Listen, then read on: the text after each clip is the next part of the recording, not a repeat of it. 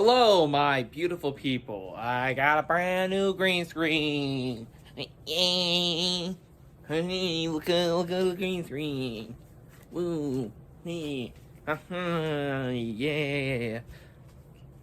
But anyway, today I want to do something a little bit different for my typical movie reviews. See, back in the day, I used to have a show called Disney Dude that was set in the animalogic universe, and every year I would make a end of the year video where I would highlight all the big movies and other stuff that happened in that year related to Disney. I did one for 2018 and 2019, which was more of a summary of the whole decade because that was the end of the decade. But I didn't do one for 2020 because that was when I decided to end Disney Dude, and I instead put all of the efforts that I would usually put at the end of the year video into a big series finale. So I kind of wanted to continue those end of the year videos this year, but with my movie reviews. And instead of talking solely about the Disney stuff, today I want to talk about all movies. So today I will be ranking every single movie that I saw that was released in 2021 here in North America. Now, in order for it to qualify for this video, it has to be a feature-length film, so over an hour. It has to be either released in theaters or on a streaming service, and it had to have been released in 2021 here in North America. It could have come out last year or a year before, as long as its release date was here in the States in 2021, because that's when I was able to watch it. So with all that out of the way, let's get things started with the ranking. This is going to be a very long video. My sister's hot. God, I hated this movie. Dear Evan Hansen has got to be one of, if not the worst movie musical of all time. It's not even like Cats, where it's so bad that it's hilarious. This movie is just bad, and it pisses me off in nearly every scene.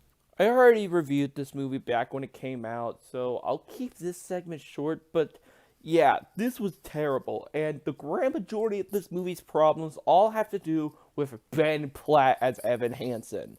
Mainly because he is way too old to play this role. Now, it is not impossible for an actor in their late 20s or early 30s to successfully act like a teenager, but for the character of Evan Hansen specifically, he is 100% based on his youthfulness. That is how he comes across as, likable through all the terrible things that he does, because you get the idea that, well, he's just a kid and he doesn't know any better. But when you get somebody who is in his 30s to do all these terrible things to all these normal people, you're just like, this guy's a goddamn sociopath. Somebody should lock him up. He's ruining these people's lives to pretend to be friends with their dead son just so he could fuck his sister. What the frick? And it also doesn't help on how much this movie worships Ben Platt like a god, and on how they butcher all the decent songs from the original musical. My video that I released a few months ago goes into great more detail about how much I hate this movie, and how I really don't want to sit through it again unless it's for another video where I rank all the Broadway musical adaptations or something. I don't freaking know. I don't want to sit through this movie again. This was a pain in the ass to get through, and don't watch this movie. That's why it's at the very, very, very bottom of the list. We've got to have money. Everything about Tom and Jerry feels like it should have been released 10 or 15 years ago. Down to the plot of a bunch of cartoon characters in CGI getting into wacky shenanigans in New York City with a bunch of pop culture references and poop jokes. The only thing that makes this movie feels like it should be released in 2021 is the animation. With it being CGI, but trying to look like hand-drawn animation from the classic cartoons. Kinda similar to the Peanuts movie, or Spider-Man Into the Spider-Verse. But they fail so hard on the animation trying to make it feel and look like hand-drawn, because it is so obviously 3D models, and if they wanted to make it look like hand-drawn animation, why didn't they just use hand-drawn animation? I mean, for God's sake, the same year Warner Brothers did that with Space Jam: A New Legacy, for the most part. So why didn't they do it with Tom and Jerry? The film is also very inconsistent with how the cartoon characters work in this live-action world. Where, okay, so all of the animals in this world are cartoon characters, but some of them act like normal animals while others are anthropomorphic cartoon characters. You can't have both in this live-action world. If you're going to have humans and cartoons interact with each other in the same movie, you gotta have some rules. I mean, for God's sake, Space Jam figured this out! Add that with a bunch of forgettably bland human characters and making Tom and Jerry side characters in their own movie, then you have one of the worst examples of a live-action cartoon hybrid movie ever. Boring! I walked into Earwig and the Witch really wanting to like it, but instead it was one of the most boring movies I've ever seen. For starters, there's not a single likable character in this movie. Earwig is an annoying little brat, the witch just treats her horribly, and the mantrick doesn't really do anything that interesting, like, at all. And, oh yeah, I almost forgot about this, but there's a talking cat in this movie who feels like they're trying to make this feel like Kiki's Delivery Service, but it's not. This isn't Kiki's Delivery Service, because this is poop. And speaking of poop, yeah, let's talk about the elephant in the room, the animation. This is Studio Ghibli's first CG animated movie, and you can tell, this is an ugly movie with just terrible animation. I mean, for God's sake, there is CG animation in the early 90s that looks way better than this. I mean, Ants was the very first movie released by DreamWorks, and it looks a lot better than this movie released in 2021. And worst of all, nothing happens in this movie. For the grand majority of the movie, we're just stuck at this house watching this kid do boring stuff. And the characters aren't likable in any way, so you're just left there, just waiting for something to happen. And nothing interesting happens until the last 10 minutes of the film. So, the grand majority of this movie is just a boring waste of time. Tonight I'll be reviewing Home Alone 5. Home Sweet Home Alone is the 6th Home Alone movie. Yes, there are 6 Home Alone movies. And by God, you could tell that nobody wanted or cared to work on this movie. But, my God, they tried their absolute best with it being Home Alone 6, because there are some decent things in this movie, I will admit. The main kid actor does a pretty decent job, and some of the jokes are fine. But I feel like what really does it for me with this movie is that it is the 6th Home Alone movie. And this, more so than all the other movies, is basically just a 100%, or not completely, but just a big old copy of the first movie. Like, even having some of the same music as the first movie. What makes this film a bit unique compared to the other Home Alone movies is that the robbers are actually the good guys here. They say that the main kid stole something of theirs, so they're trying to steal it back, but the kid thinks that they're kidnapping him, so he sets up a bunch of traps, and the traps aren't really that funny in this movie. First of all, because they're not really good, funny traps.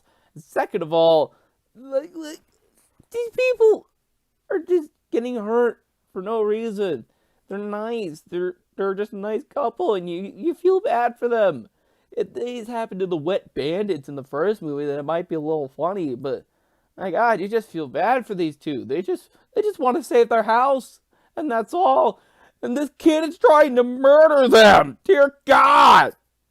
So, overall, Home Sweet Home Alone is just a nothing movie. Like, There's nothing of value in it, pretty much. It's just a complete waste of your time. Just don't waste your time like I did. There you go. You're old. Old is a movie that I wanted to talk about when it came out, but, I didn't because I was busy. But I'm talking about it here, so it's all fine and dandy. Basically, this movie is about a couple of families going to a private island where they mysteriously grow older in a matter of hours to the point where they die. So, naturally, they gotta get off of this island. And, yeah, this movie is pretty much just your average M. Night Shyamalan movie. It has some of the hokiest acting in the world. Nobody talks like how an actual person talks. Some very questionable directing, and everybody just staring at the camera, and just all the Shyamalan cliches that you either love or hate. Why would people unironically love Shyamalan cliches? And as I said, nobody in this movie feels like, a person. Like, this movie feels like it was written by a monkey. I can't even comprehend how bad the writing is in this movie. And it's also kind of uncomfortable, but I don't think in the way that this movie really wanted, because they got these really hot, very sexy, very good-looking actors, and they're playing like 6-year-olds. That's kind of fucked up, Shyamalan. And regarding the twist at the end, no spoilers, of course, but it does the exact opposite of what a twist ending is supposed to do, by making things more confusing, as opposed to making things make more sense. So overall, Old is just a big old mess, and it definitely feels like an M. Night Shyamalan movie, I'll tell you that. I like square butts and I cannot lie. Squid and sea star can't deny. Like a lot of movies that are at the bottom of this list, I really wanted to like the SpongeBob movie, Sponge on the Run. I did a big old review of this a few years ago, so I'll keep this segment short. But my main problem with this movie is that it just doesn't really feel like a movie.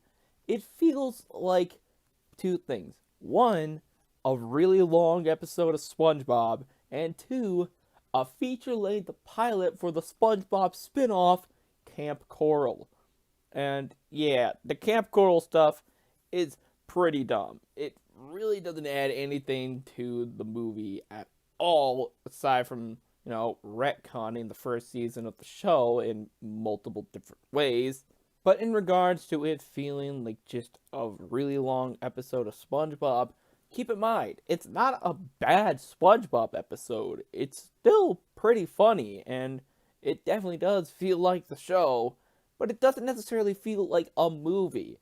How much I love SpongeBob should not determine whether or not this is a good movie. Anybody should enjoy this film whether they're a fan of the show or not. And a lot of fans really aren't that happy with this movie for a variety of different reasons. But what I think are the best aspects of this movie are, one, the characters. These characters are always going to be great no matter where you put them, so it's going to be pretty hard for me to not like these guys, whether it be SpongeBob or Patrick or Squidward, Sandy, Mr. Krabs, Plankton. I also really enjoy the animation, taking the 2D designs from the show and bringing them into CG almost perfectly. I said almost. Now, did this movie really have a reason to be CGI as opposed to being hand-drawn like the show? Absolutely not, but it looked good. And the live-action segments, while not really necessary, are still pretty fun, with Snoop Dogg and Danny Trejo having a pirate zombie musical number, and Keanu Reeves playing a tumbleweed, giving wise advice to SpongeBob and Patrick along their journey. So overall, the SpongeBob movie Sponge on the Run is a pretty decent SpongeBob episode, but not a very good movie, if that makes sense. Hey, Parker. As I said in my review, Venom Let There Be Carnage is definitely a movie that exists. No joke, I'm actually having a very hard time trying to remember what actually happened in this movie, because it's so bland and so forgettable. But I will admit, a lot of the fight scenes are pretty cool. I like the design of Carnage, and Woody Harrelson's acting is kind of fun. And the relationship between Eddie and Venom is pretty well done. But aside from that, that's pretty much all I can remember from this movie. Well, there's also Cletus's girlfriend, Shriek, who has black canary powers and is never explained how she got them. There are no other superpowered beings in this world as far as we're aware, but she just has black canary powers for no reason whatsoever. I mean, seriously, the only memorable thing about this movie at all is the post-credit scene. And when your best aspect of your movie is the credits, that's kind of sad. So, yeah, Venom Let There Be Carnage. A forgettable movie, but a great end-credit scene. Hey, so with these next two movies, I've gone back and forth so many times on which ones I actually think are worse or better than the others. And they're completely different movies, which is weird. So I guess I'll just go in order of when they were released. So here are the next two movies that I can't decide which is better or which is worse. I don't know what's wrong with me. Speaking of Saw, I like to play disgusting games. he broke his jaw. So is it just me, or the Spiral from the Book of Saw feels like it's ashamed to be a Saw movie? I mean, think about it. There's no John Kramer or no familiar characters from the other movies. It doesn't really reference the movies all that much. Billy the Puppet isn't even in there. And overall, it just feels very different from a typical Saw movie. It even looks a little different with a bigger budget and all. Although I will give this movie credit. It does have some really good gore and some pretty creative traps for the type of killer that this movie has. Plus, some of the acting from Chris Rock and especially Samuel L. Jackson are really well done. Although, I do think that Chris Rock's comedy feels a little out of place for the type of movie this is. But still, seeing Samuel L. Jackson in a Saw movie just feels so great and something that I never thought was ever going to happen. This is just awesome.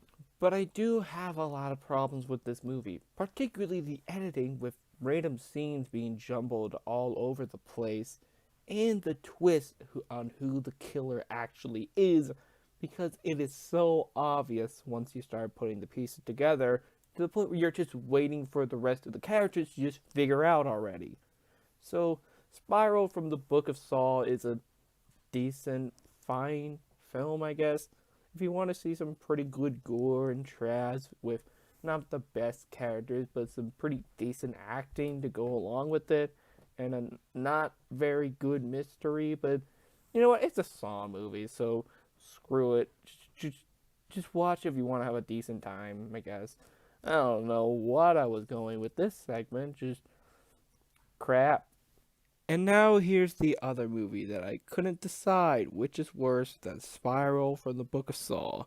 Again, they are both very different movies, so this just feels really weird deciding which is worse or not, but, you know, screw it. It's my video. I can have as many weird thoughts as I want. So, on to the next segment. Too many cooks, too many cooks. It took me a minute or two to realize just how bad the Loud House movie really is, but yeah, it really is the ultimate example on how bad the show has gotten recently. Okay, the show isn't terrible now in its more recent episodes, but there is sort of a magic that's gone from when the show was brand new. But anyway, back on focus to the movie. What really gets me about this movie is just that it doesn't really feel like the Loud House. For instance, there's freaking ghosts and dragons in this movie. When the Loud House is supposed to be a slice of life cartoon, there's also this Duchess who's trying to kill the Louds for some reason, which comes right out of nowhere. And there's also the musical numbers for some reason, even though the Loud House didn't really have a lot of musical numbers. Okay, maybe I sound a little biased considering how I've seen the show and I quite enjoy it, but what about to newcomers to the show? Is this a good movie to newcomers? No, not really, because if you've never seen the show before, then there are just way too many characters in this one movie, to the point where barely any of the sisters get any sort of development at all, or barely any screen time, really. And there's also this whole thing about breakfast burritos for some reason, and again, I don't remember that being a thing in the show either, so why? I'm also not a fan on how this movie interprets Lincoln, because he doesn't really act like himself in this movie, because throughout the film he's questioning his purpose and his point, when us, the audience, already knows what his purpose is, because one, if you've seen the show, you know this, and two, because they show us in the beginning of the movie, he is the man with the plan, the smart guy who can plan stuff, and always has everyone's back. So, yeah, I mean, the animation's nice, I guess, but the animation looks like the show, and it doesn't really try to do anything that much better, aside from just the submarines and dragons. Yeah, there's freaking dragons in this movie again. And I like David Tennant, but he's David Tennant. He's great in everything. So, yeah, the Loud House movie. The more I think about it, the less I like it, and the less I want to look back on it. And the more I realize that this show doesn't really have a bright future ahead of it. LeBron James. Space Jam: A New Legacy gave me exactly what I was expecting from freaking Space Jam 2. It's LeBron James and the Looney Tunes playing basketball against a computer played by Don Cheadle, and there's commercials for everything from Nike to HBO Max, just in literally every single scene. And it is so bad, and it is so dumb, and man, I had a great time with this movie. I actually think the best thing about this movie is actually pretty small, and it's only a little piece of the film. And it's that the Looney Tunes break up and they all go off to be in other Warner Brothers properties, and so Bugs has to go find them and get the gang back together. That sounds like a really great concept for a Looney Tunes movie. And we get to see the Looney Tunes in all these different scenarios, and a lot of them are really, really funny. For instance, Daffy in the DC universe, where he stages his own crimes that he solves. So Yosemite Sam is in Casablanca as Sam, and Wile E. Coyote and the Roadrunner in Mad Max Fury Road. Like, some of these are really, really funny, but then again, you also have Speedy Gonzales in The Matrix. It's a little half and half. I do think that these ideas can make a really good Looney Tunes movie, but the thing is, this movie doesn't really care about the Looney Tunes. They don't really have a lot of screen time, and they don't really have that many memorable gags with them, and not that many character moments. And you want to see a Looney Tunes movie to see the Looney Tunes, see them be loony and stuff, but the Looney Tunes aren't really that focused on in this movie, and it's mainly just about LeBron James and his kid. And yeah, do I really need to tell you how bad LeBron James is in this movie? We all know that he pretty much sucks at acting in this, especially at voice acting. But let's address the elephant in the room on how much this movie is just a big old commercial for everything to Nike to HBO Max. Specifically, HBO Max. And to that I have to say, you do know that this is a Space Jam movie, right? It pretty much has the same amount of advertising as the first movie had, only now it's not subtle about it in the slightest, not even trying to be. And this franchise is literally based on a Nike commercial, so why wouldn't these movies try to sell you something?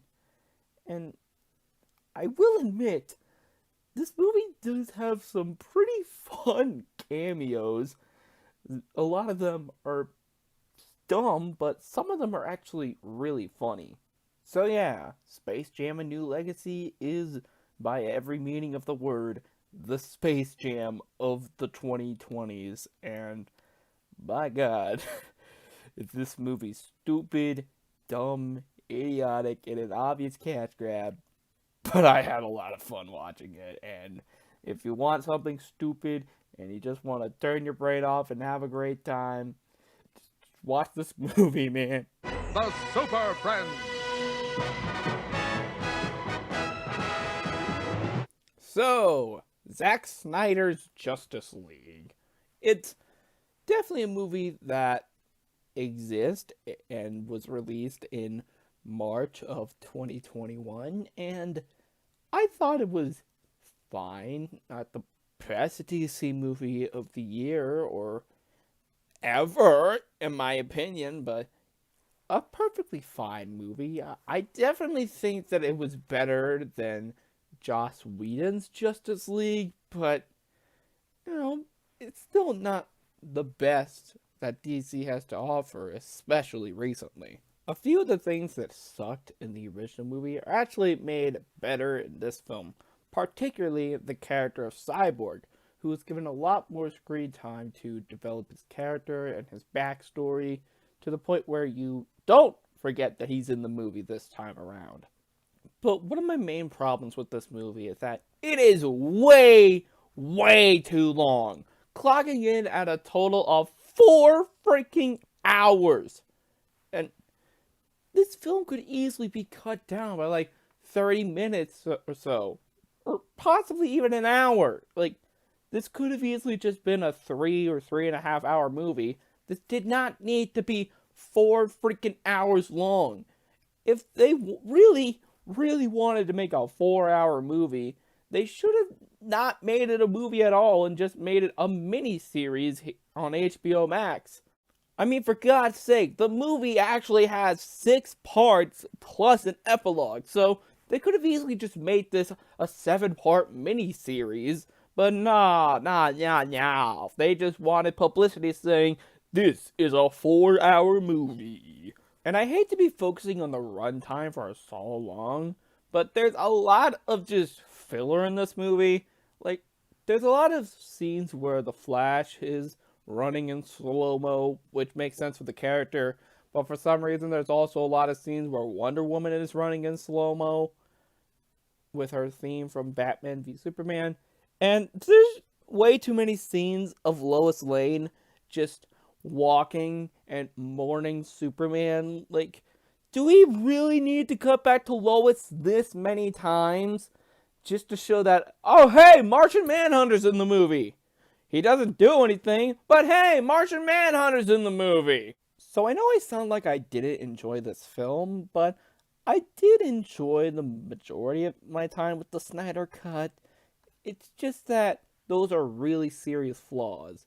But one flaw that I have with it is that it isn't really the movie's fault.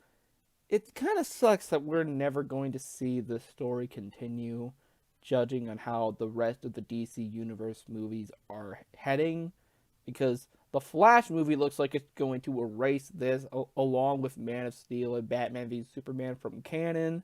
So overall, the Snyder Cut is a perfectly fine superhero team-up movie. I just think it would be a little bit stronger if these heroes got their own movies before this one, and it was just about half an hour or an hour shorter. But still a perfectly fine film. And speaking of Zack Snyder, before you ask, no, I did not intend for both Zack Snyder movies released this year to be back-to-back. This was all simply a coincidence. But anyway, yeah, Army of the Dead, I think, is a perfectly fun zombie heist movie, which we don't really have any of, so this movie is pretty unique. There are a few things that I really enjoy about this movie. One of them being the acting. A lot of the acting in this movie, I feel, is really good, especially from Dave Bautista. I mean, it's Dave Bautista, he's great in pretty much everything you put him in. The action, I think, is also really fun, with all of the gory zombie messes throughout Las Vegas.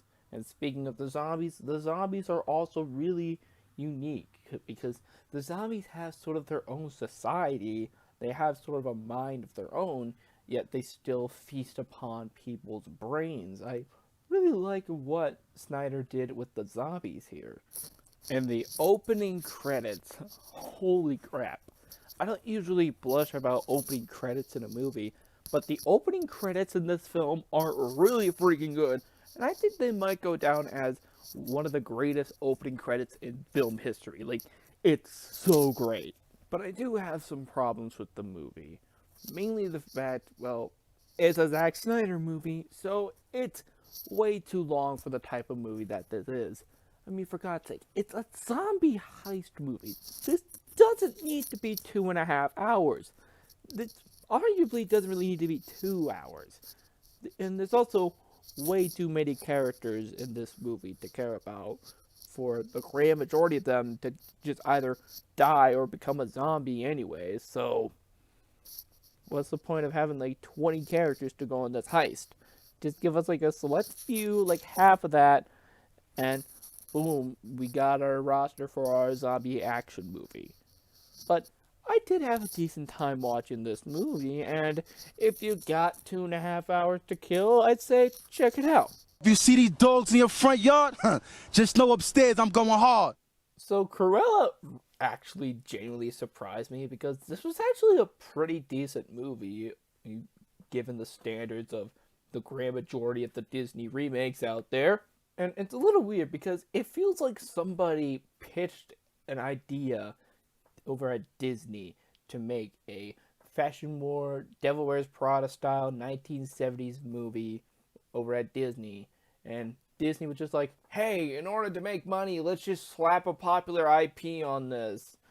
So, yeah, that's pretty much how I feel this movie is, but it's still a pretty decent movie, but really only when it tries to be its own thing, rather than try to be a remake of 101 Dalmatians, because whenever this movie tries to incorporate stuff from 101 Dalmatians, like some of the characters or references, or towards the beginning of the movie where Cruella's mom gets killed by Dalmatians pushing her off of a cliff, it always comes across as either forced or really freaking stupid, like that last part with the Dalmatians. I also think that the soundtrack can get kinda distracting at some points. I mean, it's a decent soundtrack with a lot of great tunes from the 70s, but it can kind of take you out of the moments for a little bit when nearly every other scene has a 70s pop song in it. It's probably just a little bit of me, but I don't think it's Suicide Squad distracting, but it can take you out of the moment a little bit. But, my god, this film looks really good. It definitely has that gritty aesthetic of 1970s London, and whenever Cruella is wearing her outfits, I mean, obviously it's fantastic because this movie is about fashion, so it has to have great costume design. So overall, Cruella is a pretty decent standalone film about how corrupt the fashion industry can get, but as a remake or an adaptation or a reboot whatever of 101 Dalmatians, it's not very good, but I'm here to judge it by the movie that we got, and with the movie that we got, I'd say it's worth your time. Said the alligator king to his 7 sons, I'm feeling mighty down. Arlo the Alligator Boy is a bit of an interesting film, because if you look at it as a standalone movie, you're probably not going to have the best time watching this, but if you look at it as the pilot for a TV series, it's actually not that bad. I really like the animation in this film. It's nice, it's bright, it's colorful, and I really love the designs of all the different characters we see, to like this fish hybrid dude, to this furry pink puffball to this cat girl who is adorable, and I love her, and I want to snuggle up with her, want a little plush toy of her. She's just so cute. Oh my god! The songs are alright. They're decent and they serve the story pretty well, but none of them really stood out to me as particularly memorable. The characters aren't really the best, but again, pilot for a TV show, so the characters aren't really fully developed yet, because this is basically the first episode. But then we have the story, which is a direct rip-off of the Muppet movie, to where you have this green swamp creature leave the swamp in search of something greater, and along the way he meets a bunch of colorful little characters, and they all go ahead and find that same dream and help our little green friend along his journey. I mean, for God's sake, our little green character even plays a banjo in the movie, so how the frick could I not compare this to the Muppet movie? And it's really distracting on how similar this film is to the Muppet movie, to the point where you're just like, why am I not just watching the Muppet movie? And this whole world of these humans and all these different types of characters, it's awfully familiar to the amazing world of Gumball, and Arlo himself, it's a lot like SpongeBob, so this is just rip-off central, really.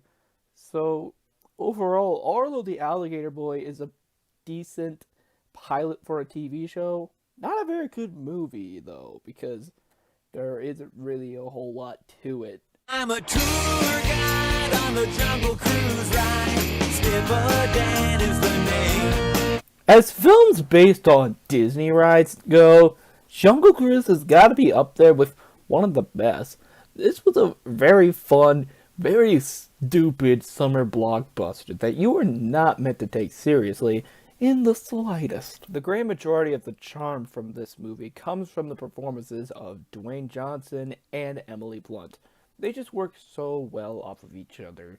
The writing for them isn't necessarily the best, but it's 100% the actors' performances and chemistry off of each other that makes their scenes together so memorable. And it's why a large chunk of this movie works. The writing is not very good. Like, for instance, Emily Blunt's character is literally written like every other live-action female lead in a Disney movie in recent years, but her performance is really well done, and she kind of saves the role. The action scenes, I feel like, are very fun, very exciting, and uses the boats in a very fun way. And of course, all the stupid dad jokes that the Rocks make are very, very terrible, but they're kinda supposed to be terrible. I mean, you go into a Jungle Cruise movie, you kinda have to expect some crappy puns in there. But what I want to talk about are two factors that a lot of people have been talking about with this movie. One thing, this is like the 1800th movie released by Disney that has their first gay character in it. And this character actually is a little bit different because, well, for one thing, he's a main character, and for the other thing, his gayness actually has to do with his character and with the movie a little bit. The whole reason why he trusts his sister, because when he came out to his family, his sister was the only person who still loved him. And may I just ask, Emily Blunt being a gay ally in like 1910, good on you, girl. And second of all, it actually addresses what it's like to be gay in that time period, which is very fascinating, unlike some of the other Disney period films like Cruella, which has a gay character. It doesn't really address what it's like to be gay in the 70s, like, at all. So, props on you, Disney movie, for actually giving us a good gay character. And the last thing I want to talk about with this film is that it definitely does feel like Disney really wanted to make another Pirates of the Caribbean movie, but then Bruckheimer just ditched out and they were like, hey, what's another Adventureland ride that we can turn into a movie? How about the Jungle Cruise there?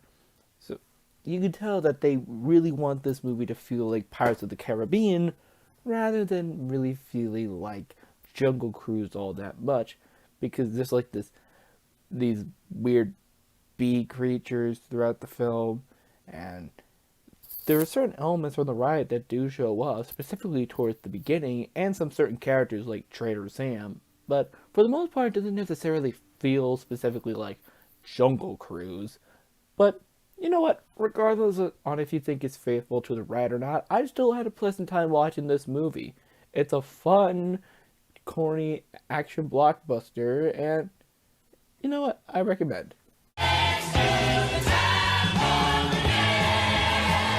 So Eternals got a lot of bad reviews when it first came out. So bad, in fact, that it became the lowest rated Marvel movie on Rotten Tomatoes. That is crazy. But is the movie really that bad? No. In fact, this movie is more disappointing than anything else, because Marvel, and especially Kevin Feige, built this up to be one of the greatest and most epic Marvel movies of all time, when in reality, it is a bloated mess that has way too much shit in it for just one movie with a bunch of characters that we've never met before. This movie tries to tell a story on the same levels as, say, Infinity War. But what made Infinity War work is that it had a bunch of characters that we already knew, so that we could get to all the cool action scenes and moments with the villain.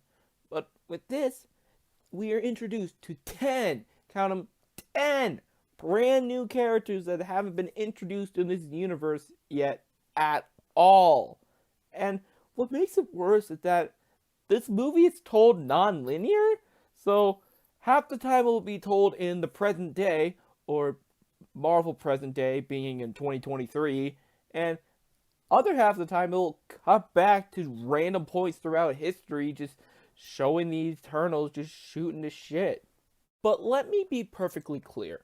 I did not hate this movie. I actually thought it was a decent film, but I just think that it could have been handled a lot better. Have one movie that's an origin story for the Eternals, which features them in the past and ends with them breaking up and stuff, and then have the second movie be what the main plot of this film is about. So, so that we actually feel bad when some of the Eternals die. Now, on to some things I did like about the movie. Most of the acting from the Eternals I think are actually pretty good. The action's a lot of fun, as usual. And the Celestials look freaking awesome, man. They're freaking huge, dude. Like, the Celestials in this movie gets me really excited for when they bring Galactus into the MCU. Because, wow. But yeah, Eternals overall had a lot of great potential, but it just did not execute that well. This really needed to be 2 movies in order to be really something special. But judging by just the one movie we got, Man, I had quite a bit of fun with Mortal Kombat 2021. See, it's not really the type of movie that you're supposed to take seriously at all. It really is like a feature-length version of the games. You're just here to see some awesome fight scenes with a lot of gore to the point where it becomes cartoonish, and just have a fun time. And yeah, this movie was a lot of fun. Not to say that this film is without any type of flaws. The biggest one for me is that Mortal Kombat is supposed to be about a tournament. They talk about a tournament throughout the entire movie, but they never get to the freaking tournament. It's kinda really freaking stupid when you think about it. Talk about a tournament for the whole movie and never show us the actual freaking tournament. Maybe some way down the road, if they ever make a sequel, we'll get to see the tournament, but yeah, it's kind of dumb. I'm also not a fan of this new character that they introduced, and neither was the filmmakers. The director did not want to introduce this new character who wasn't even in the games. That was 100% Warner Brothers' idea. So, it's the studio. You can't really blame the filmmakers for that. I much rather would prefer, Johnny Cage be in the game because Johnny Cage is awesome and the best Mortal Kombat character. I don't care what anybody says. And the fact that he wasn't in this movie friggin' sucked. But you know what? This movie is dumb. It's fun. It's cheesy. It takes itself seriously just the right amount. And it's Mortal Kombat, guys. Come on. I am Michael Myers, my one piece of tire. If you're watching my videos throughout October, you knew that I wanted to get to Halloween Kills in time for Halloween. But I didn't get around to watching it until Halloween. So obviously, I couldn't review it in time. But hey, I'm here to review it at the end of the year. Yay! So yeah, Halloween Kills. It was a perfectly fine movie. Yeah, there's a lot of perfectly fine movies in this list. So yeah, Halloween Kills. That title is very accurate because Michael Myers kills a lot of friggin' people in this movie. And that's mainly all this movie is for the most part. It's mainly just Michael going around killing people until he eventually makes it to his old house. But the main thing that I really like about this movie, and the main thing that's present throughout this film, is that the residents of Haddonfield are freaking tired of Michael's bullcrap, so they all team up and they try to kill him, eventually having Michael kill the grand majority of them. So I mainly have two problems with this movie. Number one, it feels more like an hour and a half long setup for the final film in this trilogy, Halloween Ends, rather than trying to be its own movie. It feels like it ends right when it gets started, and then we have Michael in this film. Now, I know throughout some of the various different movies, Michael's kind of been pretty hard to kill, but I feel like this movie takes it way too far on how difficult it is to kill Michael Myers, because there are no supernatural elements with Michael, right?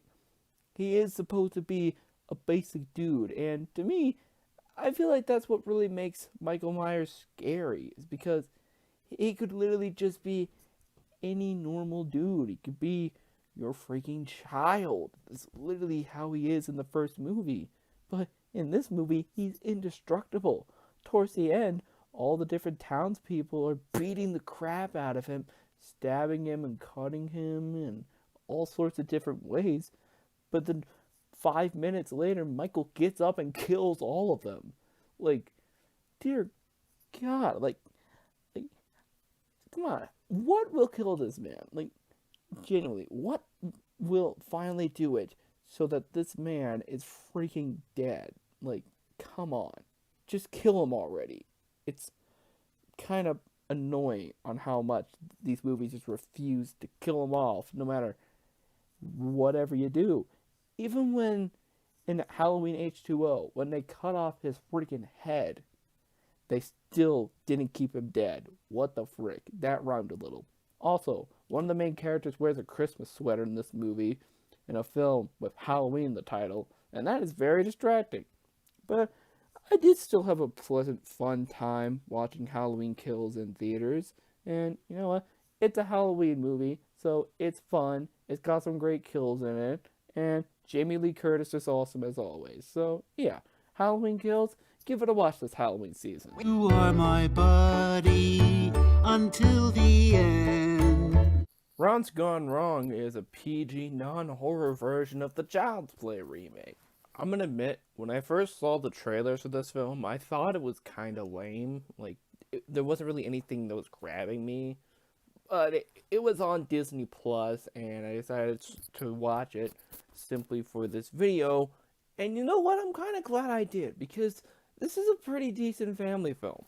It's the typical boy and his pet robot film that we've seen time and time again, most notably with the Iron Giant. But this is a little unique because the robot isn't like an invader. It's actually a very popular product on the line.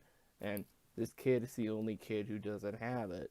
but it fell off the bus, so something's going wrong with it. It's acting all weird, but hey, maybe that's a good thing because this lonely kid now has a friend. I do really like the bond between the main kid and the robot. You start to believe that they're actually really good friends by the end of the film. And speaking of the robot, the character of Ron is actually really funny and really enjoyable.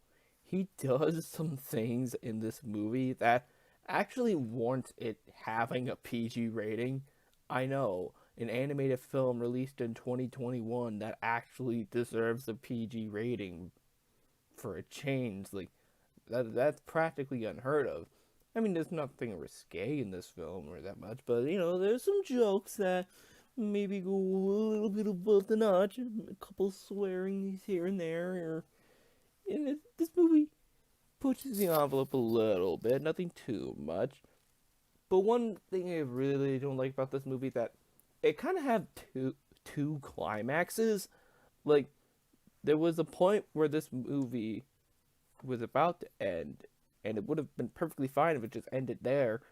But then it just kept going for another 30 minutes, and I was just thinking, do we really need this scene? Like, does this really need to be in the film? Like, we could have just ended, like, 30 minutes ago. Why are we keep going? Did this film just need another climax? But aside from that, I had a pretty decent time watching Ron's Gone Wrong, and I highly recommend you check it out if you have Disney+. We now return to Sesame Street, now on HBO. Street Gang: How We Got to Sesame Street is a great documentary about the early history of Sesame Street. Like, I am a massive Jim Henson fan, and learning more about the various Henson properties is very fascinating to me. I was already pretty familiar with the history of Sesame Street specifically, but there were a few names and some facts in this movie that I did not know, and it was very interesting to learn some new facts about the show. But however, this movie is about simply the early history of Sesame Street, pretty much the first 10 to 15 years of the show's existence, so it doesn't really tackle any modern stuff that the show has talked about or any of the modern characters like Elmo, with the exception of when it talks about some of the people who worked on the show dying, such as Joe Raposo and Jim Henson, and when they very briefly mention the modern stuff at the very, very end. The show also brings up some very controversial elements in Sesame Street's early history, such as the character of Roosevelt Franklin and the original actor who played Gordon leaving the show because of the character also leaving the show, and the fact that the show was banned in some states in America, most notably Mississippi. They also have plenty of outtakes and behind-the-scenes bits from the show, and it features the various Muppeteers swearing in character, which is something I never thought I would see, but I'm kind of glad it does. So yeah, if you grew up watching Sesame Street and you love the works of Jim Henson, obviously I can't recommend this documentary more enough. It's a very well-made documentary, and yeah, give it a chance. It's on HBO Max. Please go watch it. It's a really great documentary. I know I'm sounding like a broken record, but my God, it's just so good. Black Widow, Age of Me. So Black Widow is a very interesting case on how I really feel about it. On one hand, it's actually a perfectly fun spy thriller in the MCU. It's one of the more darker, serious, and more realistic Marvel movies out there. But on the other hand, it feels like a Phase 1 movie, and it feels like it should have been released years ago. The stakes for Natasha really aren't there, because this movie is a prequel, and it was released after Endgame, so we know the fate of this character by now, so yeah, the stakes aren't really there, because you know that she's going to die eventually. But I do like Natasha a lot in this film. She's really great as always, although I do feel like she fits the same role that she has in the previous movies, even though she should have more of a focus in this movie since, this is her solo movie, And yeah, that's mainly my main problem with this movie. It feels more like build up to the future rather than trying to be a self-contained Black Widow solo movie. It's more interested in Yelena and the family. And, I like the family dynamics, but this should be Black Widow's movie. We have waited 11 years for a Black Widow movie, and this is pretty much all we get. And I am not a fan on how they handled Taskmaster. I'm not going to give away what happens with Taskmaster, but yeah, it's pretty dumb, and it makes you question why they even used Taskmaster to begin with. But regardless of all the flaws that this movie has, it is still a pretty enjoyable superhero film, and I would recommend it, but I do think it should have been released way earlier. At the latest, this should have been released right after Civil War. But since we do have it now, I think it's a perfectly fine film. If you have 2 hours to kill, give it a watch. Run! It's Godzilla! King Kong ain't got nothing on me. Godzilla vs. Kong was a rematch that I've wanted to see for years, and by God, this movie delivered. It is so much fun, so ridiculous. It is a pure monster movie, and I had a blast watching it. I don't think there's really that much to criticize about this film, actually, because what's the point? You came to this movie not to see a rich story with deep, three-dimensional characters that will change the world. No, you came to see a giant lizard and a giant monkey hit each other. And my God, this movie delivers multiple times because there's quite a few scenes where Godzilla and Kong fight each other before they eventually team up to fight Mechagodzilla. But you know what? When they fight, it's a lot of fun. And when they do team up, it is still fun. And this movie is just a fun monster movie. The stuff with the humans, it's okay. And the stuff with the girl who can understand what Kong is saying, that's kind of weird. And the fact that there's a whole other realm where the monsters come from, or I'm sorry, the Titans, feels right at home in a Godzilla movie, but feels kind of weird for a King Kong movie, but whatever. This movie's just fun. It is so fun. And I know the saying that, oh, you gotta turn off your brain in order to enjoy it, is kind of dumb. But you know what? This is the type of movie where you just turn off your brain in order to enjoy it. Because that's just the thing with giant monster movies. As long as they're not annoying, just have a fun time. These movies are fun. Orlando, I love you, Orlando. So I knew absolutely nothing about Barbie Star Go to Visa Del Mar before watching it. And I think you guys should do the same thing. So I'm not going to tell you anything about this movie for this section of the video, other than it's a pretty good movie, and it made me laugh quite a bit. So yeah, absolutely nothing about this movie I will give away, other than it's funny. So go watch it. It's on Hulu. It's a really good movie. Alright, next one. Five Nights at Freddy's, that's where I wanna be. Oh my God, Willys Wonderland. This movie is freaking cuckoo bananas. You know exactly what you are going to get when you watch this movie, and by God, it delivers. Nicolas Cage beats the crap out of a bunch of killer Chuck E. Cheese animatronics, Five Nights at Freddy's style. This movie is fun, it is dumb, and you know what? The horror isn't great, but it's still really fun. This is just a fun movie, guys. Now, obviously, Nicolas Cage is really great in this movie, and he doesn't say a single line of dialogue, yet his character is still so awesome, and he's pretty easily able to kick the crap and murder almost all of these robots, and that's pretty cool. And the mythology about why the robots are even alive to begin with, is so crazy, I dare not ruin it here. So, Willys Wonderland, if you haven't seen it already, what are you doing? This movie is so crazy, so fun, you have to watch. My name is Guy. Oh, he's named Guy, like the movie's title. That's pretty clever. Free Guy is a pretty enjoyable action comedy about an NPC in a Grand Theft Auto style video game becoming self-aware and tries to become the hero of the game. Obviously, one of the best aspects of this film is the performance of Ryan Reynolds. There's just something about him in his later movies that's just so charming, so likable, and just so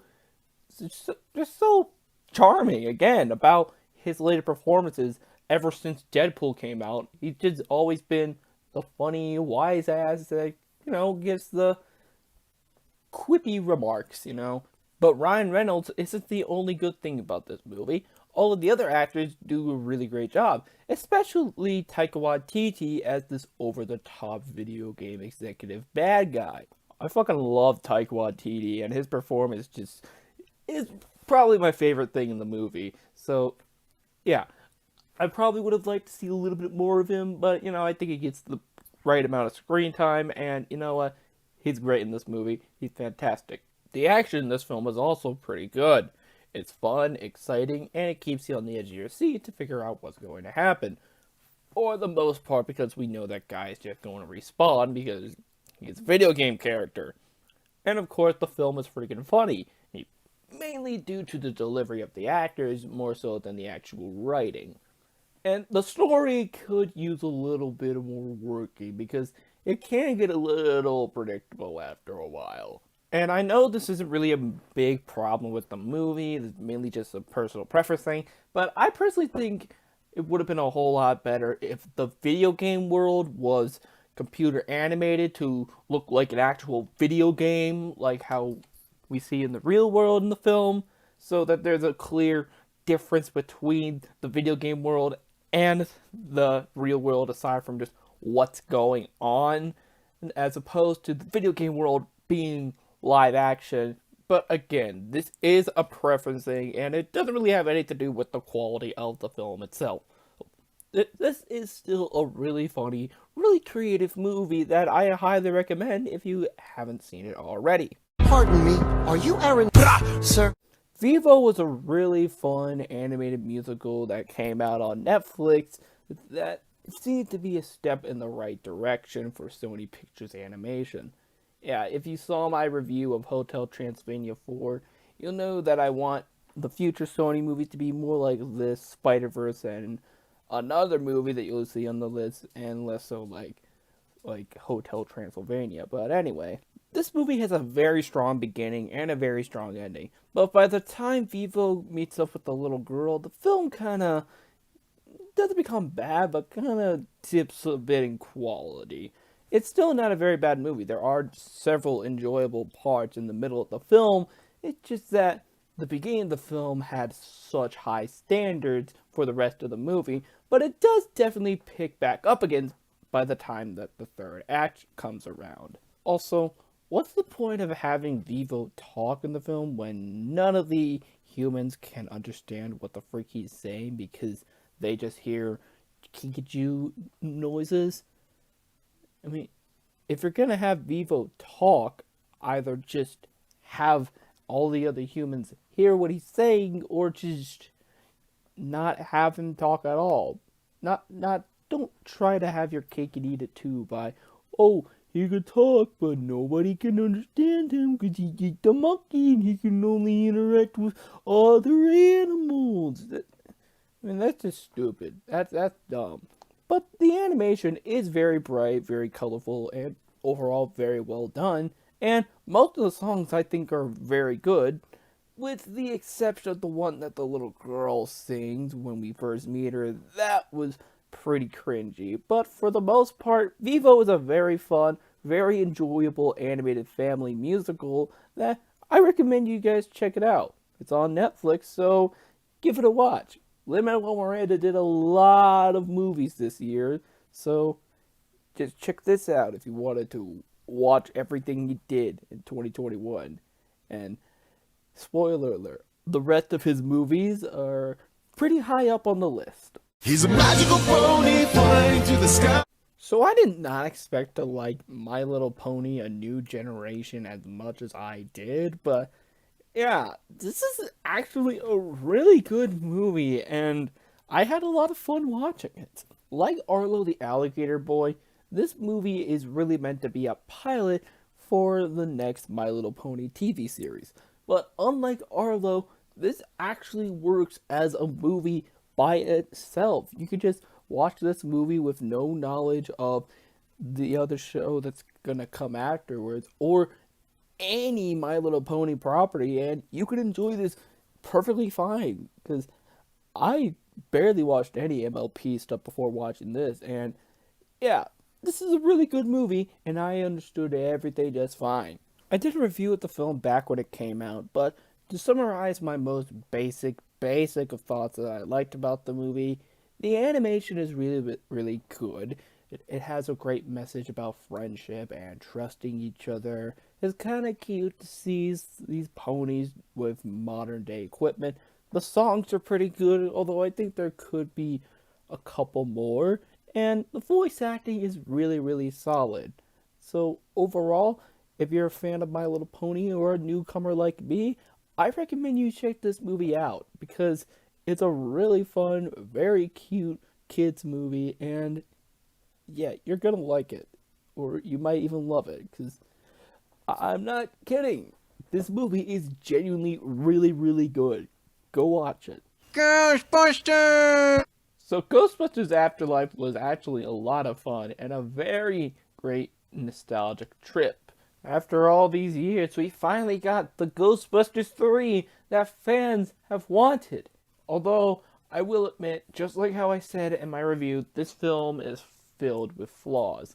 Mainly with the fact on how it pretty much wastes the characters that they have, reducing one of them to just being the damsel in distress, and another one just being an annoying podcaster, and the plot is basically just another rehash of the original film, to the point where this movie has the exact same villain as the original Ghostbusters. I will admit, it would have been a lot cooler to see a brand new villain, not just have Gozer show up again. But that's not to say that this is a bad movie. Far from it. I actually had a lot of fun watching it. A lot of the actors are great and funny. Some of the jokes are pretty good. The ghost designs are really good, especially with the CG. And, it's just fun to see another Ghostbusters movie and have a new generation of Ghostbusters while finally seeing the original gang back together again. And yes, I do mean the entire original gang is in this film, technically. But overall, Ghostbusters Afterlife is a pretty fun movie, and I recommend it if you're a fan of the franchise. A dragon, I swear I saw a dragon. Raya and the Last Dragon is a good movie. It's not great, especially when you compare it to another movie that Disney Animation released this year, but it is still a really well-made film that gets pretty epic and adventurous. Of course, being a Disney movie, the animation is freaking spectacular. I especially love the designs of this brand new world that we get to explore with all the different regions, and the dragon designs look awesome as well, and all the weird different types of creatures that we see. Raya isn't necessarily the most interesting Disney protagonist, but you can definitely tell that her heart is in the right place to try and fix this crap that she basically started, and just to save her dad, yo. And I actually really enjoy Awkwafina as the dragon. She gets a lot of energy, and she's a lot of fun to watch, although I feel like she's kind of trying to copy the genie from Aladdin. I know technically every comic relief in a Disney movie released since after Aladdin is trying to emulate the genie in a way, but I don't know, something about Awkwafina in this film specifically feels like she's really trying to be like the genie. But she's still fun, and I didn't hate her in the film. The villain of the film I think is actually very interesting, because she's technically the villain, but not really. Like, Her motivations aren't really evil, she just wants to protect her people, but she is the closest thing we've gotten to a legitimate villain from Disney in the past decade, so I'll allow it. But let's address the elephant in the room that Raya is just a ripoff of Avatar: The Last Airbender. And that is not true. Both of them are just Asian inspired. They have weird different types of creatures, and there's 4 different nations. That's it. Those are the only things that Raya and Avatar have in common. Aside from that, they are completely different properties. People are just judging things at face value. It's not like Arlo the Alligator Boy, where the film's plot and structure and narrative and whatever are just exactly like the Muppet movie. But overall, Raya and the Last Dragon is a pretty good animated adventure film that I highly recommend you guys check out if you haven't already. It's on Disney Plus. It's a great watch, so please watch the movie. 'Cause I know that I'm a gay bitch. So Luca isn't necessarily one of Pixar's greatest movies in my opinion, but it's still a pretty good film and a great film to just, relax to and you just enjoy life. It's very different from the other Pixar films. This movie being a more slice of lifestyle film that's a lot more like Studio Ghibli films such as Kiki's Delivery Service or My Neighbor Totoro. Obviously, being a Pixar movie, the animation is freaking spectacular. I like the sea creature designs, they're pretty cool. Italy, this little Italian town, looks freaking awesome. But my favorite aspect of the animation is 2 things. One, Luca's little fantasy sequences that get really weird and really trippy. And 2, this guy's character design. I freaking love this character design. It's amazing. I want to marry this design. It is amazing. I love it. So let's take a moment to address the elephant in the room regarding Luca, and that is the gay undertones throughout the film. By the end of the movie, Luca and Alberto grow very close to each other, and they get a very close friendship.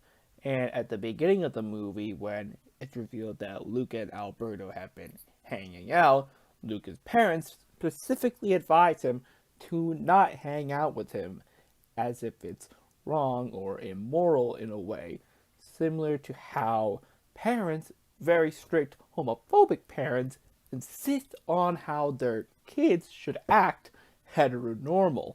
Now, in the context of the movie, Luca and Alberto are not actually gay, at least towards each other. By the end of the movie, they are still very close friends. But that doesn't change the fact that the experiences of Alberto and Luca are extremely similar to the experiences of a lot of queer kids, especially when they're outed. Now, was this the intention of the filmmakers? I honestly don't know. But nobody can deny that the parallels are definitely there, especially when the 2 of them are forced to hide themselves, the fact that they share the same sex, and the fact that this movie was released in Pride Month. But regardless on if the film's gayness was intentional, it is still a very well made film, and I feel a bunch of LGBTQ+ people can heavily relate to this. And if you're not, it's still a really good movie. Check it out. It's on Disney+. I highly recommend, especially for summertime viewing. So here's the thing about Malcolm and Marie.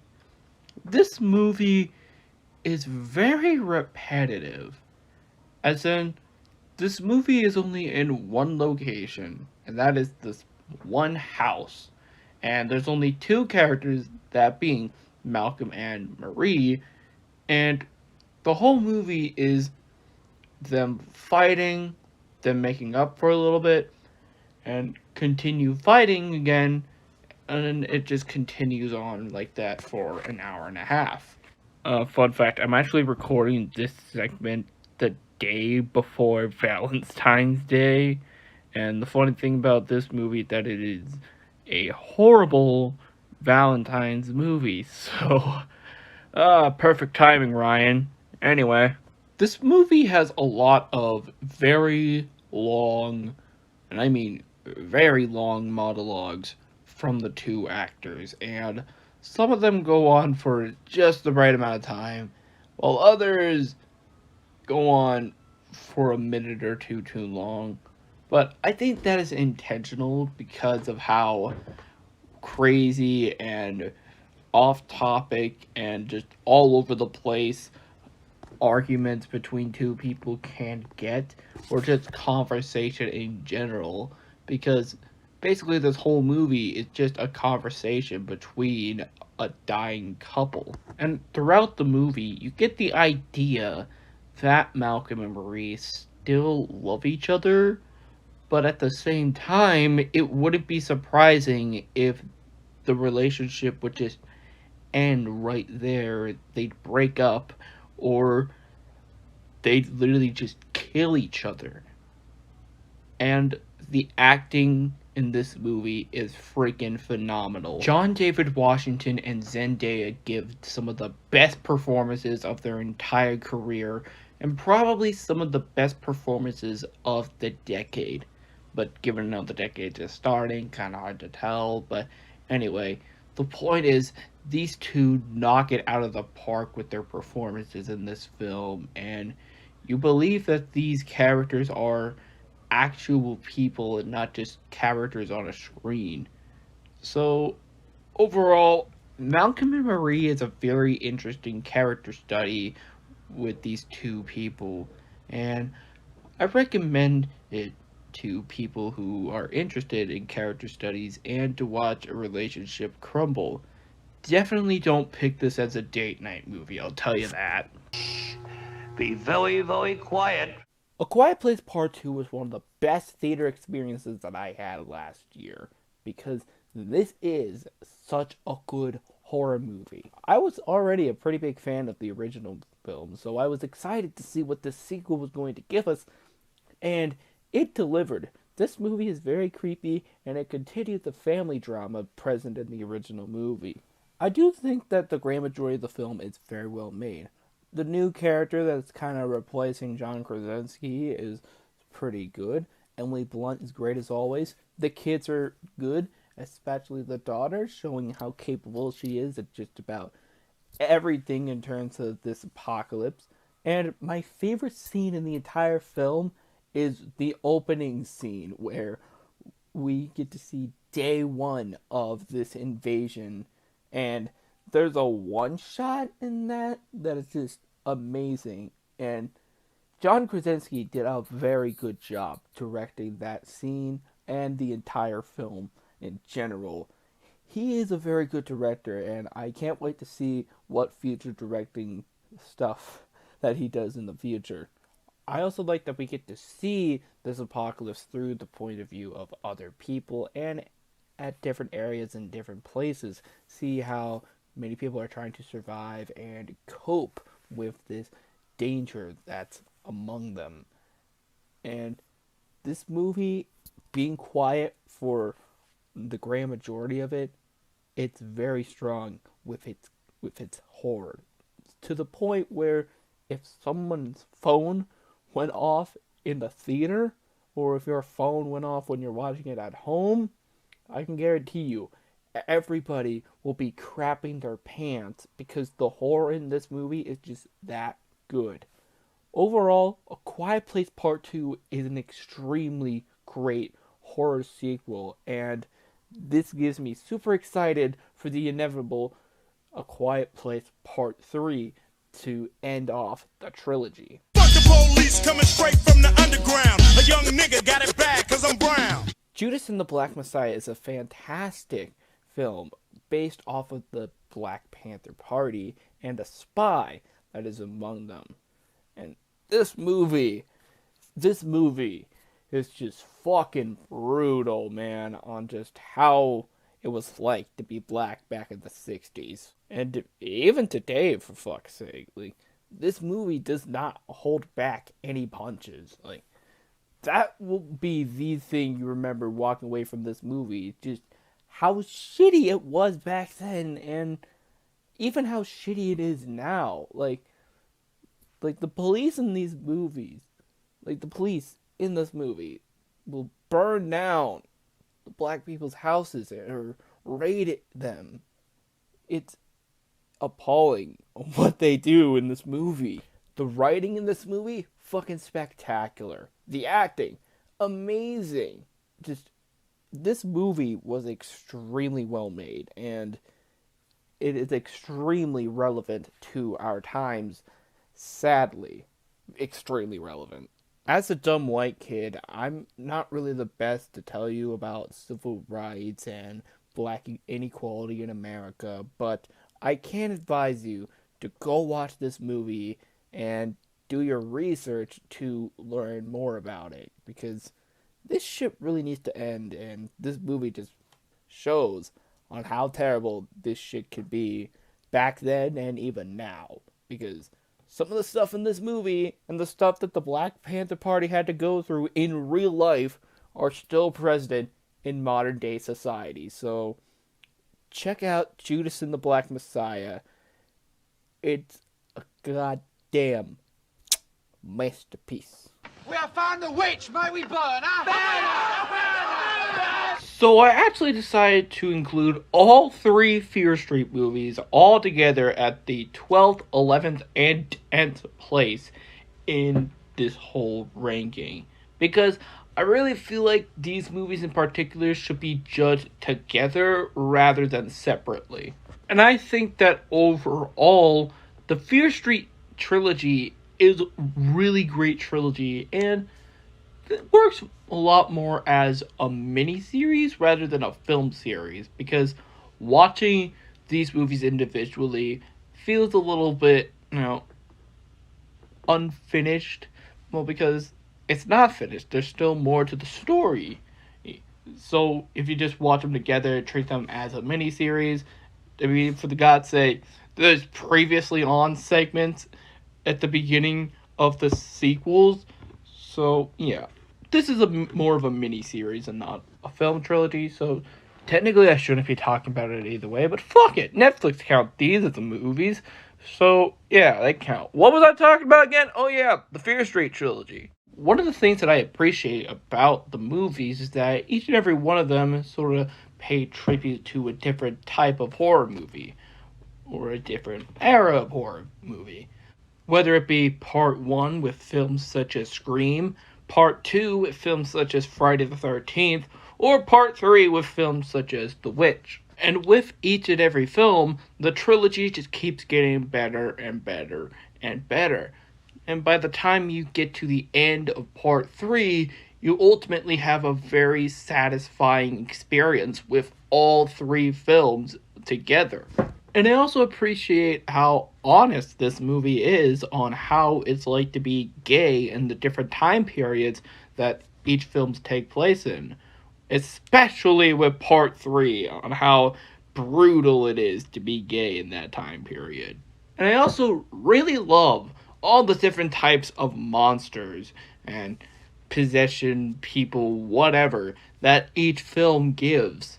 Whether they be a tribute to a classic horror character or a completely original creation, they're all great and I love them all. My favorite one's gotta be Billy. I mean, look at the little guy in his mask and his baseball bat. I love him. He's so great. Overall, the Fear Street trilogy is a really fun, really great trilogy that will have you satisfied to the very end. If you're a fan of horror and you're a fan of multi-film storytelling, I'd say give these movies a watch. They are so great, so fun, and they're just fun movies overall. And we have now officially entered the top 10, people! Whee! Oh, great. How long has it been? Like an hour and a freaking half or whatever? Yeah, the bell rang that long ago, and you're still here watching me babble about movies you already watched. Woo! This video was supposed to come out a month ago. God! Will I be in the heights? You know you can't bet on it, bet on it, bet on it, bet on it. Lin-Manuel Miranda freaking killed it with movie musicals this year, and the adaptation of his musical In the Heights is another one of the great films released this year. This has some of the greatest and most creative choreography I've ever seen in a movie musical, where most movie musicals will either do absolutely nothing with the choreography or be too literal with it, like do exactly what the lyrics are showing. However, this film doesn't pull away any of its punches with its choreography. It's some of the best choreography I've ever seen in a musical. So creative, so amazing, especially during the song 96,000. Oh my god, it's fantastic. And the original musical isn't really known for its choreography, so it's kind of weird that this movie has such good choreography. But yeah, it's fantastic. And outside the choreography, the film is also visually stunning with a lot of great camera work and just really, really nice lighting and visuals. Plus, the acting, the performances, and the singing from all the main actors are very, very strong. And you know what? I think it's actually pretty neat that they gave Lin-Manuel a cameo in this movie because, well, there's no way that he would be able to reprise his role from the original musical. He's too old to play that role. He's too old! Overall, In the Heights is a incredibly great movie musical and definitely one of the best that has come out in recent years. Give it a look if you haven't seen it already.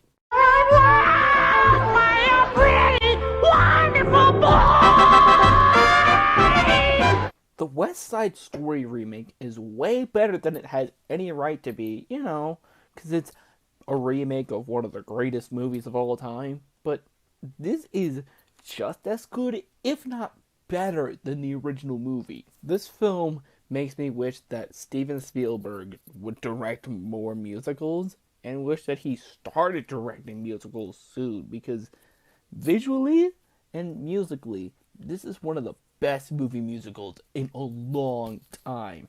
The musical numbers are so well choreographed, so well sung, so well shot. They are just really great musical numbers. And I kind of like how this movie is a lot more gritty and darker, more realistic compared to the original movie, which it kind of worked because, well, this is technically a movie about rival gangs and a bit of a crime film after all, but you still got the fun songs and people dancing around like ballerinas, and shockingly, the film makes both of those work within the film, and that is impressive. There are a few song changes or more changing of orders of songs that I'm not a fan of. We'll scratch that. A lot of them I'm fine with, but one particular one makes no sense to me, but I explained that in my review. But regardless of that, and the fact that the guy playing Tony kinda sucks, those are basically all of my problems with this movie. It's a really great remake, and if you love the original movie, check it out. This is really great. And I'm Mark from Rent, the Pulitzer Prize-winning musical. Lin-Manuel Miranda's directorial debut is a pretty dang good one with Tick, Tick, Boom, a biopic about Jonathan Larson, the creator of Rent. So I'm not the biggest fan of Rent out there, but even I could admit this was a really well-made movie. Probably because they don't mention Rent at all, except for the very beginning and very end. And this movie takes place before Rent was even an idea, and it is instead about Jonathan Larson trying to sell a different musical that he's been working on for 8 years, and the workshop going into production for that, along with the day-to-day struggles of his life. I love the framing device of Larson performing a one-man show, which the musical that this movie was based off of, Tick Tick Boom, is actually a one-man show, to an audience of several different people, and cutting back and forth between that and the actual movie, which actually ties together a lot of the musical numbers. And the musical numbers in this film are freaking fantastic. I mean, not all of them immediately hit, but a lot of them are really well done. They're really well choreographed for the ones that do have choreography. Some of the lyrics aren't necessarily the best, but that's mainly the fault of the original musical and not the movie. They were just stuck with the songs they had, or I guess they could write new ones, but anyway. My favorite is obviously Therapy, because Therapy is everyone's favorite song from this movie, and that's because it is amazing. And of course, Andrew Garfield is phenomenal as Jonathan Larson in this film. He was definitely worthy of that Oscar nomination. He knocks it out of the park. His acting is spectacular. And who knew that Peter Parker could sing? He was great. And Lin-Manuel Miranda is a surprisingly really great director, and this movie gets me excited for what other movies or directorial efforts that he has in store for the future, because this was a great directorial debut. Overall, Tick Tick Boom is a great movie musical about the life of Jonathan Larson, and if you're a fan of Rent or Larson's work, or you're just a fan of musical theater in general, or just biopics, highly recommend this movie. Fantastic watch. I love karate. I love karate. I love money. Shang-Chi and the Legend of the Ten Rings is easily a top 5 Marvel movie in terms of scale, action, and character. Okay, so the action in this movie is freaking spectacular.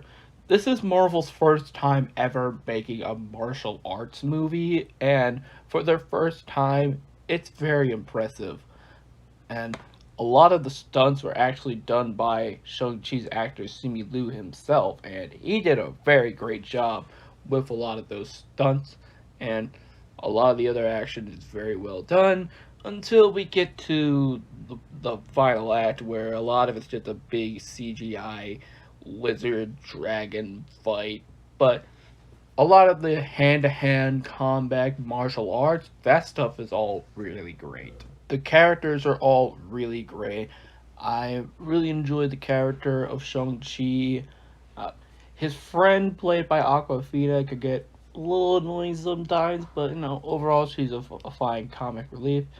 Shang-Chi's sister is also really awesome. I'm excited to see more of her. She's a very, very great character. And of course, the Mandarin himself is probably one of the best Marvel movie villains. I don't know if he's the best. It's actually really hard to top Killmonger, but the thing about this guy is that his intentions are noble. He wants to reunite with his wife, who he believes is still alive, and wants his family to become whole again. It's just the lengths that he's willing to go towards in order to make that goal happen is what makes him sort of a bad guy. So he's a lot similar to Killmonger in a way, but you guys can debate in the comments which villain is better. Overall, Shang-Chi and the Legend of the Ten Rings is a really great superhero origin story, and just a really great martial arts movie in general. If you haven't seen Shang-Chi, what the frick are you doing with your life right now? It's on Disney+.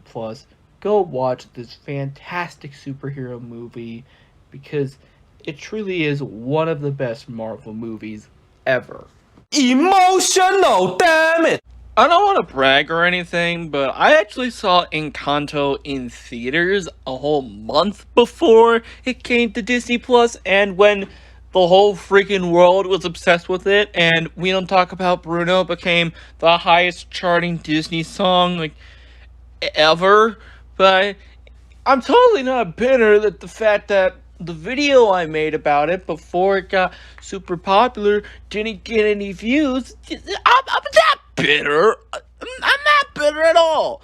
So anyway, Encanto, yeah, this movie's great. I don't need to tell you that the animation is fantastic. Everybody already knows this. This is a modern Disney movie. Of course, the animation is gonna look spectacular.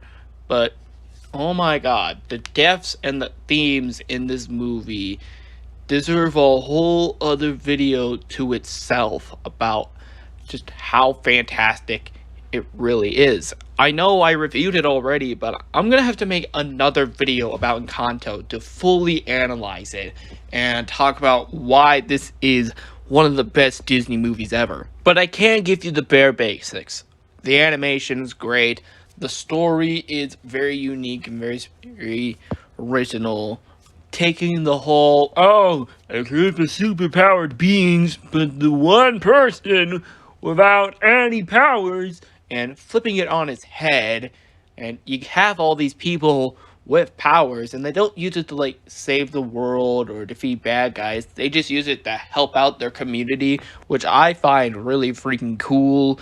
The themes, whether it be from generational trauma to trying to impress a really crappy family member, hit really hard. And the characters are all really great and lovable, and the songs by Lin-Manuel Miranda, as always, are spectacular. Especially, we don't talk about Bruno, which is the favorite song from a lot of different people, and everybody hated the fact that it wasn't even for a consideration to get nominated for an Oscars. So, thanks, Lin. Thank you very much. That made perfect sense. But regardless on whether or not the song that we all love was nominated for an Oscar, Encanto is still a masterpiece that literally everyone should watch at one point. And, you know, I might learn a little thing or two about generational trauma or crappy family members, but you'll also get some great animation, great characters, a really good story, and spectacular songs out of it. So, check the movie out.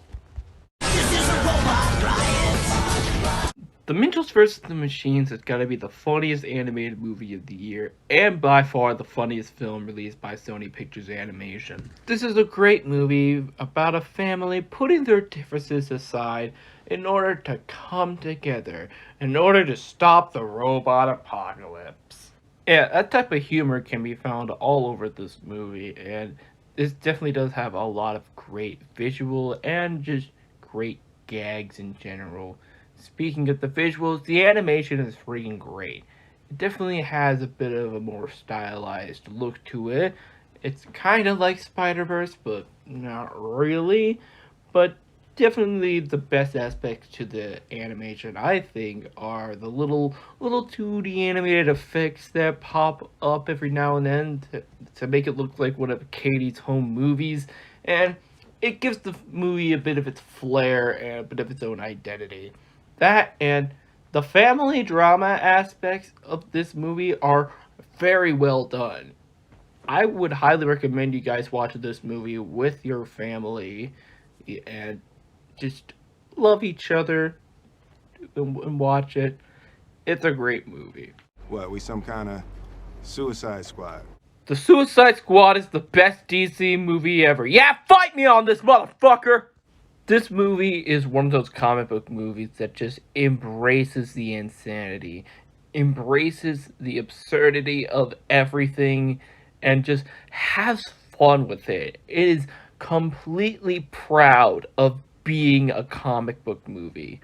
This movie feels like the Guardians of the Galaxy movies on fucking laughing gas, to the point where they even got the director of the Guardians movies. The action is some of the best that DC has to offer. Pretty much every single action scene is beautifully shot, has amazing camera work, and great fight choreography. The soundtrack, well, it's a James Gunn superhero movie. Of course the soundtrack is going to be freaking awesome, and surprisingly, it all really ties into the movie really well. And of course, the characters are all fantastic.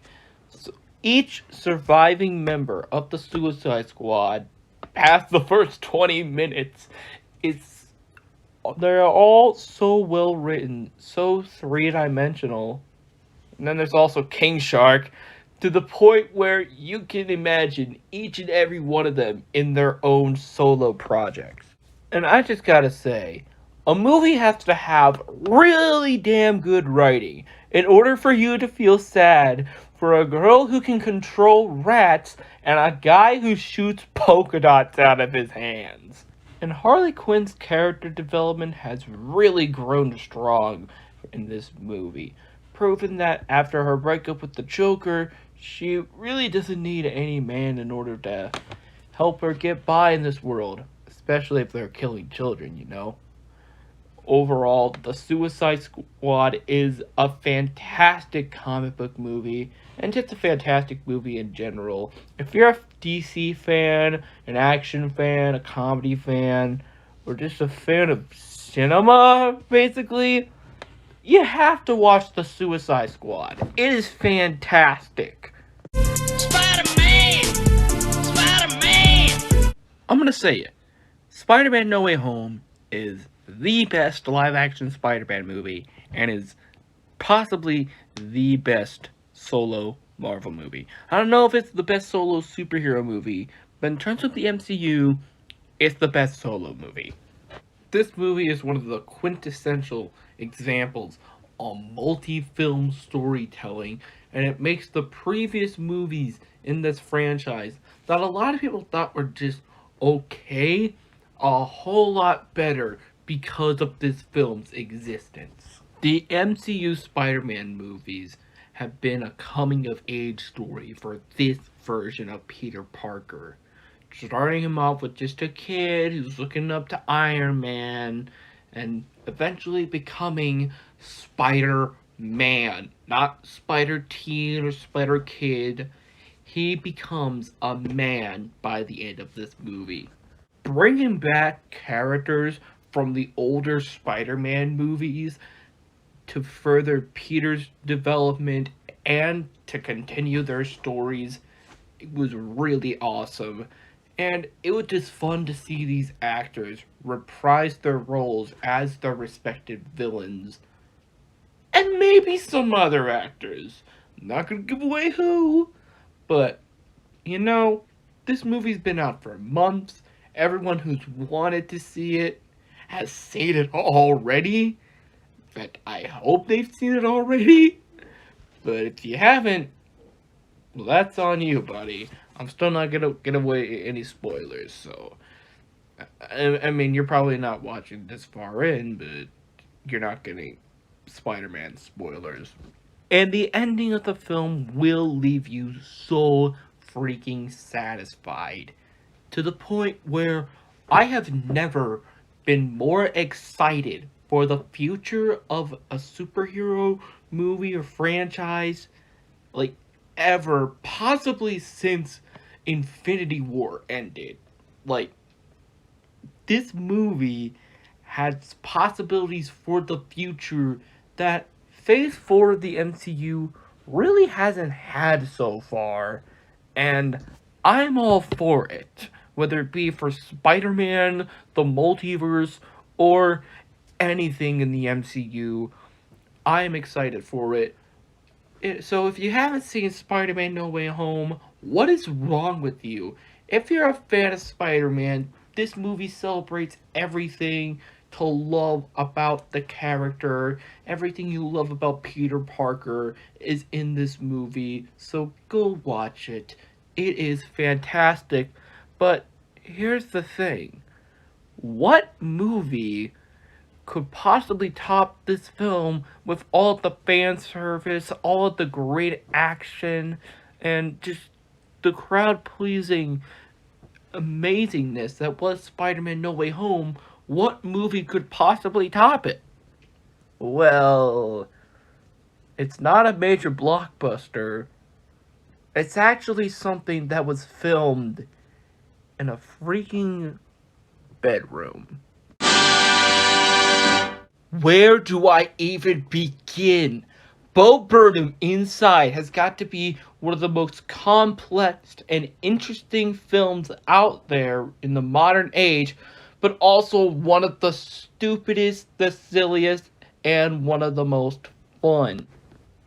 This film dives deep into depression and isolation and loneliness that a lot of people felt throughout 2020 and even a little bit of 2021. Some people are probably still feeling it in 2022. And the whole movie takes place inside just this one room. And throughout the process of the film, Bo Burnham slowly starts to go more insane to the point where you basically just want to see him get out of this room. Bo Burnham is probably one of the best directors currently living today because the cinematography and directing in this movie is fucking brilliant. And it is especially impressive considering how he shot this whole thing by himself. And not only is this film incredibly thought-provoking and deep, and not only does it have amazing cinematography, but it is also extremely funny. The jokes in this movie, whether it be the little comedy skits that he does throughout the film, or the various different songs, they're all so hilarious. And some of them are really, really serious with barely any comedy or jokes in them at all, and they're just really great songs. But even the great majority of the comedy songs are still so funny and they're so great. Just everything about this movie is just fantastic. Some of my favorite songs in the movie include Content, Look Who's Inside Again, Changing the World with Comedy, the Bezos songs, That Funny Feeling, fucking Welcome to the Internet. These songs are fantastic, and it further proves on how Bo Burnham is an incredible singer-songwriter and comedian and filmmaker. Just this movie shows all of Bo Burnham's talents and just clumps them all together. Now, I know that this is technically a comedy special and not an actual movie, but, you know, fuck it. With the shots and the themes and the cinematography and everything else that is very cinematic, and the fact that it was actually showed in theaters limitedly, I don't understand why someone wouldn't call this a movie. So, yeah, Bo Burnham Inside is, in my opinion, the best movie of 2021.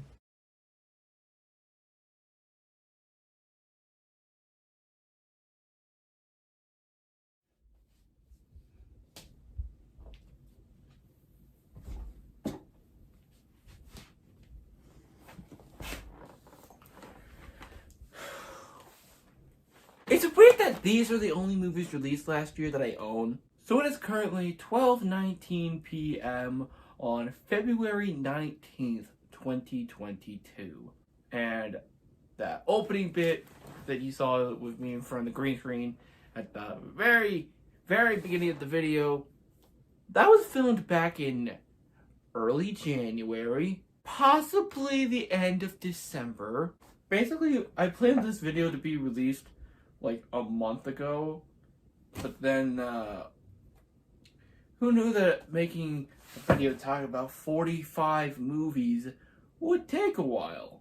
I don't know if I've talked about this in the beginning because it's been for friggin' ever ago, but I actually watched 39 movies last year, and one of them was Fear Street Part 1.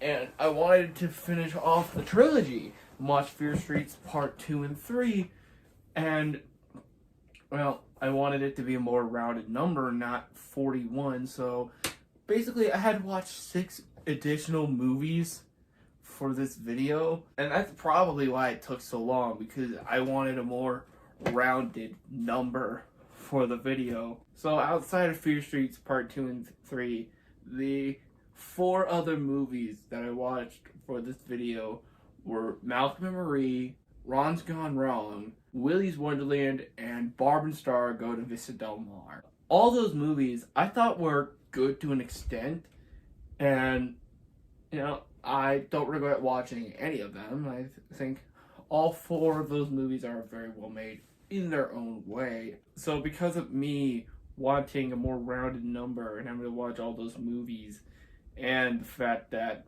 the number kept on growing and it was 45 movies in total, not to mention the movie vlogs that got in the way, it's no wonder this video took a month to make when everyone else has already gotten their end of the year video out. And it's almost freaking March. Oh my god. Valentine's Day has happened already. I got a bunch of Valentine's Day candy. Some Sweet Tarts or fruit slices. They're the Kroger brand, but hey, they're still fruit slices. Kit Kat. Kit Kat is the best candy, and nobody can judge me on that. Okay, maybe M&M's are actually the best candy, but you know, I'm more biased because M&M's are sexy according to Tucker Carlson. So this is usually the point in the video where I tell you to do the typical YouTuber stuff, where I ask you to subscribe, like, comment, ring the bell. And yeah, you should all definitely do that. But I want to tell you why you should all do that. Because for 2022, or should I say for the rest of 2022, I'm going to give you guys a bunch of videos that I've been promising for a while now.